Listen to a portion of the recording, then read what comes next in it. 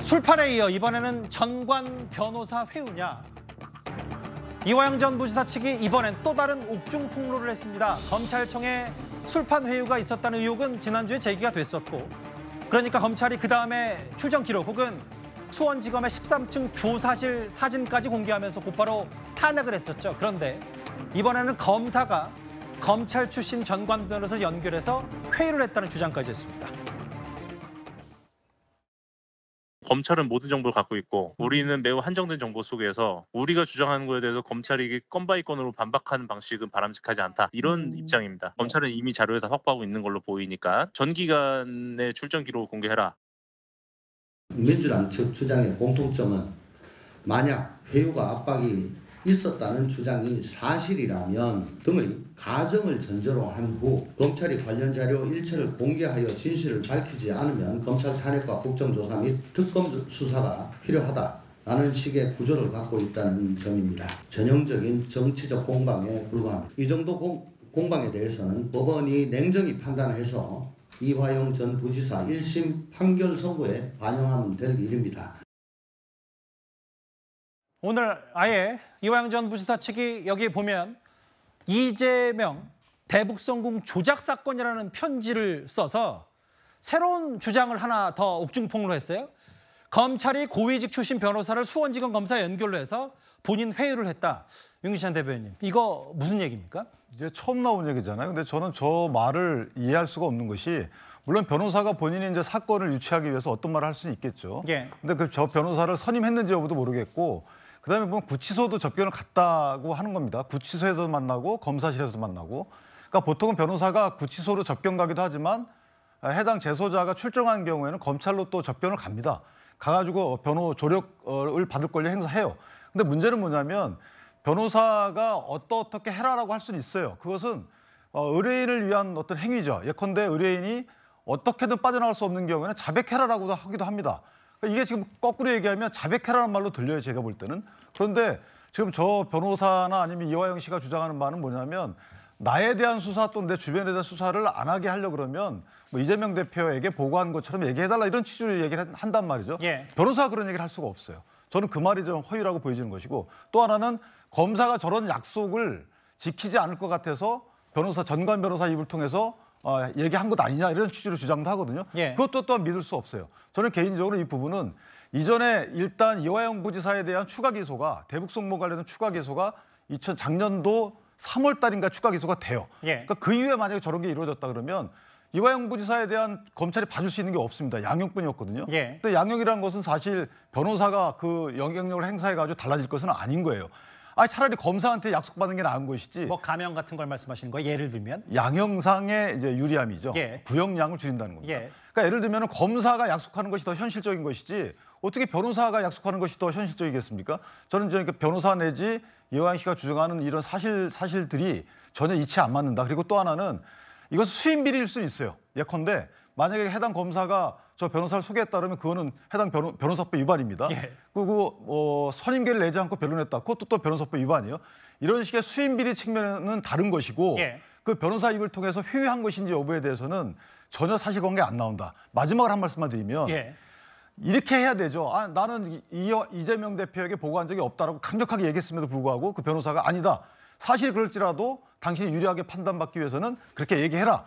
이게 회유인 것이지 사실대로 얘기하라, 이건 회유가 아니에요.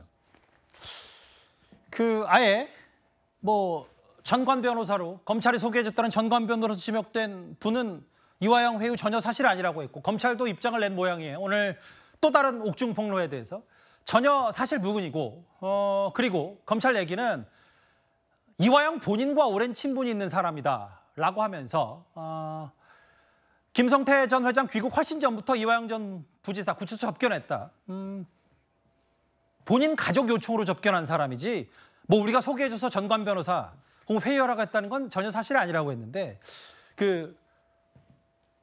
조기현 변호사님, 변호사로서 어쨌든 이게 마치 만약에 의구심으로 봤을 때 최근에 어쨌든 검찰이 하나하나 발표하면서 술판 회유 의혹에 대한 신빙성이 좀 깨졌다고 보면 또 다른 의혹 제기로 옥중 폭로를 하는 정치적 의도가 있는 거 아니냐는 시각에 대해서 어떻게 생각하세요?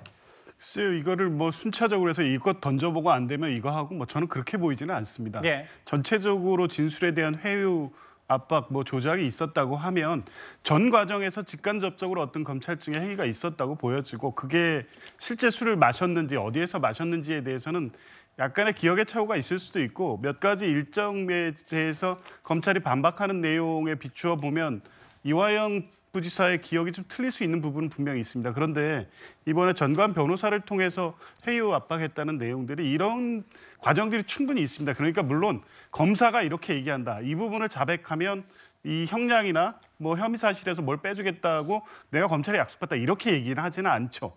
그러니까 대략 이 사건의 핵심은 뭐고 어떻게 하면 빠져나갈 수 있고 이런 얘기의 과정이 본인이 느끼기에 어떻게 느끼느냐가 이화영 부지사의 입장일 겁니다. 그런데 어쨌든 진술이 두 번이나 번복되는 과정에서 아무런 동기 없이 본인이 이렇게 진술을 바꾸면 나한테 유리할까 이런 판단을 혼자 했겠느냐는 겁니다. 유력하게 굉장히 이재명 대표요? 이재명 대표가 법적 책임을 물어야 되는 상황으로 가는 정도의 진술이고 그게 본인을 위한 거라고 판단을 할 때에는 아무 근거 없이 그리고 그런 진술 번복으로 인해서 어떤 일이 발생할지에 대해서 어느 정도 이 보장되거나 알겠습니다. 약속된 거 없이 할 수는 없었다는 거죠. 그런 일련의 과정 속에서 나왔기 때문에 검찰이 부분적으로 부인하는 것만으로 전혀 근거 없는 허위 주장을 하고 있다. 이렇게 보기는 어렵지 않나 저는 그렇게 생각합니다. 근데 이제 모르겠어요. 뭐 두 분 말씀은 다르니까 아예 이번에는 검사 출신 전관 변호사 회유시켰다.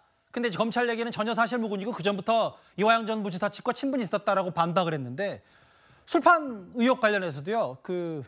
말이 많이 일단 바뀌었고 일단 팩트는 그리고 검사가 아예 출정 기록과 그리고 사진까지 통창의 조사실까지 아예 공개를 했는데 오늘 이화영 전 부지사 측 얘기는 27개 날짜를 특정해서 다 공개하라고 요구를 하면 글쎄요. 의혹 제기하는 쪽에서 다시 검찰이 또 다른 얘기를 다 공개하라. 이화영 전 부지사 측은 이 얘기를 하고 있는 겁니까? 그러니까 이제 뭐 이화영 전 부지사 쪽은 기억을 계속 더듬는 입장이고요. 본인이 갔던 뭐 출정 기록이나 뭐 여러 가지 자료들은 검찰이 갖고 있잖아요. 그래서 본인은 기억이 의존하고 자료는 검찰이 있기 때문에 본인의 기억들이 이 자료들과 조금이라도 틀리는 부분들이 분명히 존재하면 말한 대로 오락가락한다는 판단을 받기 때문에 본인의 어떤 주장들이 좀 무너질 수 있겠다 생각하에 그냥 전체를 다 펼쳐놓고 내 기억을 정확하게 얘기하겠다 아마 그런 주장들을 하는 것 같아요. 네. 근데 이제 오늘 옥중서신을 보면 네. 이게 그냥 허투루 들을 수 없는 부분들이 있어요. 예. 왜냐면은